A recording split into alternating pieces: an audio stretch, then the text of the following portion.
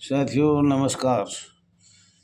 आपका अपना channel RS दया x home guard में स्वागत है। साथियों, मैं ये कहना चाह रहा था, समस्त भारतवर्ष के जवान, गृह रक्षक जवान, नगर सैनिक तो कभी भी खुश नहीं होंगे, क्योंकि बहुत से लोग नाराज भी है, कोई नहीं भी है, लेकिन काम करना कोई नहीं चाहता। सब पैसा कमाना चाहता है और इतने पैसों की ज़रूरत भी नहीं है जितने इकट्ठे किए जा रहे हैं। लेकिन साथियों, चलो बहुत अच्छी बात है, जो पैसों से हो जाए वो भी ठीक है। और लेकिन हम आपको पहले ये बताया था और आज फिर सुन लो, उत्तर प्रदेश का आजम खान जो शहीद हो गया, सबसे काफ़ी हमें जहाँ तक ज्ञान है, जब उसने काफ़ी संघर्ष किया था नगर सैनिक होमगार्ड के बारे में। और भूलना नहीं, जिसको किया है उसका याद रखना चाहिए। दिल्ली से राम कृपाल था, जिसने अपना सारा जीवन निकालने के बाद 1999 में निकाला था, और कोरोना तक उन्होंने अपनी संघर्ष करते करते शहीद हुआ है नगर सैनिक होमगार्ड के लिए। उसके सबको पता था कि 10 साल पीछे कुछ आर्थिक सहायता मिलती है, 15 साल नौकरी, 20 साल, पर उसने छोड़ा। उसने 20-25 साल नौकरी कर ली थी, लेकिन उसने आगे नहीं बढ़ाया। उसका एक ही नियम था, सम सेवक शब्द समाप्त हो। हमारे जवान, महिला जवान, होमगार्ड जवान, नगर सैनिक जवान अपने आराम से इन अधिकारियों की तानाशाही से तंग थे।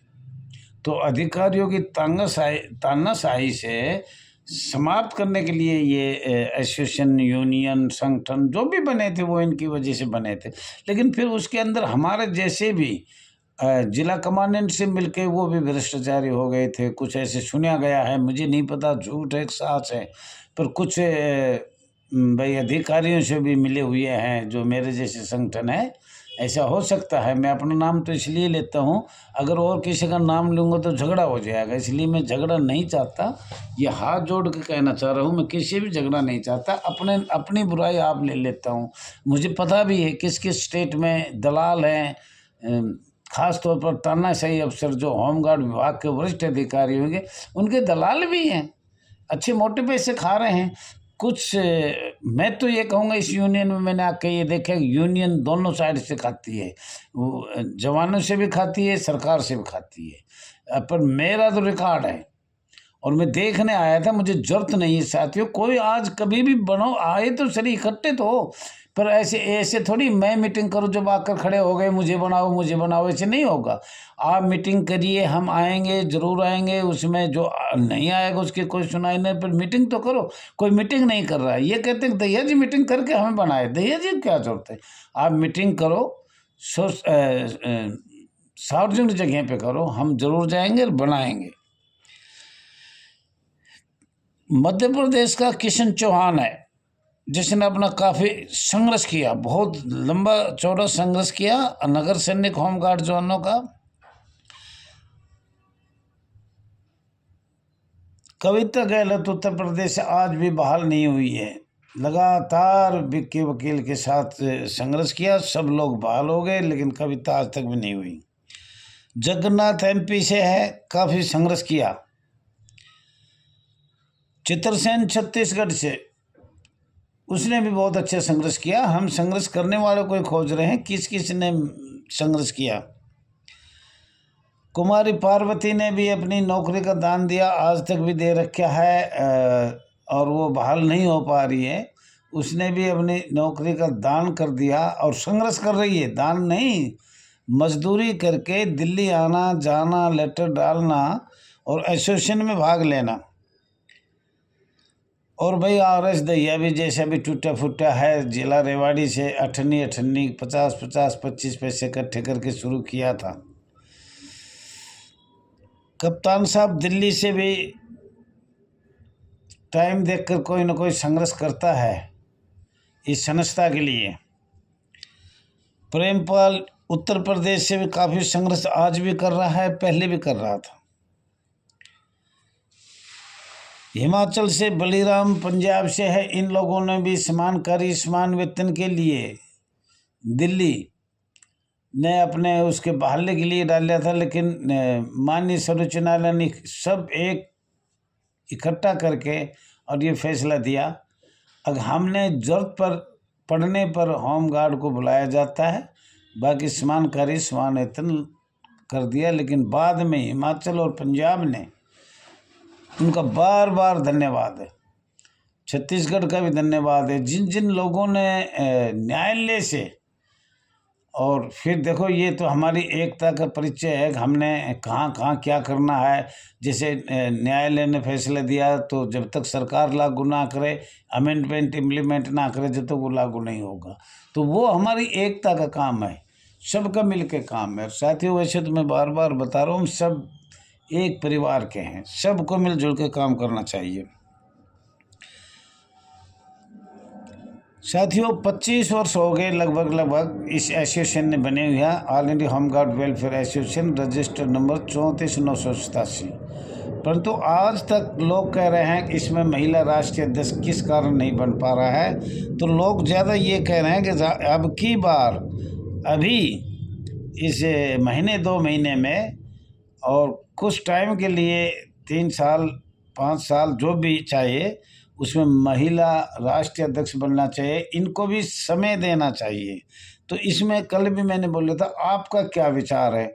सब मोबाइल नंबर पे आप अपना विचार रखें, 99 96 31 88 89 पे। कृपया हाथ जोड़ के आपसे है, कोई छूट ना जाए, किसी का नाम छूट भी गया तो कृपया इस मोबाइल नंबर पे अपना बता भी सकते हो। वैसे हमें शायद याद ना हो, कोई छूट भी गया हो तो हम उसका नाम लेंगे और बताएंगे भी।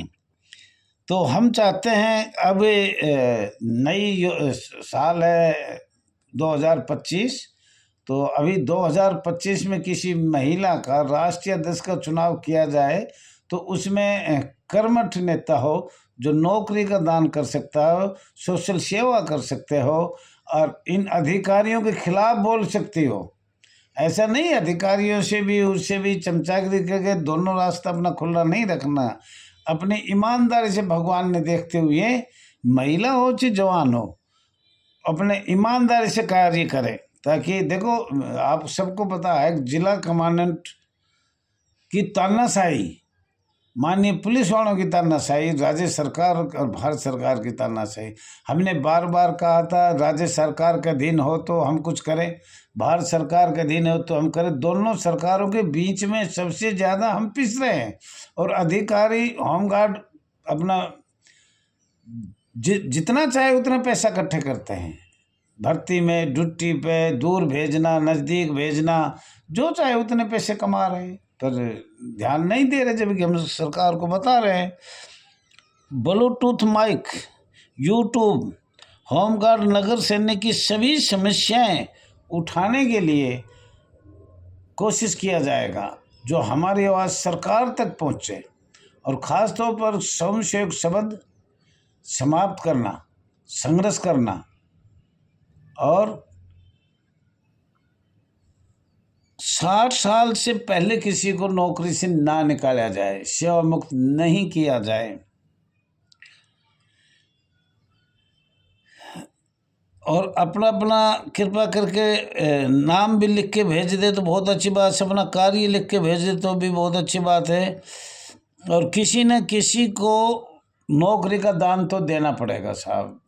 पहले मैंने दिया है, थोड़ी उम्र थी मेरी 50 साल की, लेकिन यूनियन की वजह से मैं निकाला गया।